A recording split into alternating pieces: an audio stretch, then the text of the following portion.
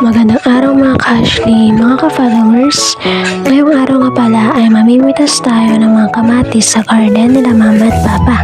Tara, samahan niyo ako. So, si Papa nga pala ang nagbibideo sa atin habang namimitas ako ng kamatis, ang ating supportive papa pagdating sa ganitong mga pagbablog. Naisipan niya na i-video ako para daw may content o may vlog ako, kagaya kay mama.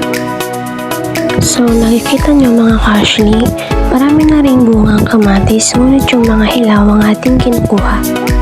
So, hindi lang ang mga kamatis ang mga tanim o itinatanim nila mama at papa sa aming garden. Meron ding mga talong, mga sini, ampalaya at iba pa. Kaya po si kamatis yan! So, dito nga mga ka-Ashley, marami na rin tayong nakuhang mga kamatis. Halos ilang kamatis na rin yung ating nakuha.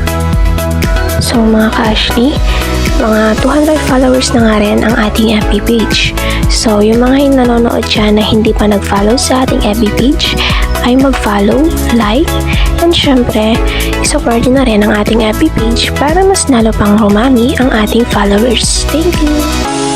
So dito halos konti na nga lang mga kamatis na ating napipitas tayo na nakuha na natin yung mga hilaw na kamatis. Manin to bigat mo na.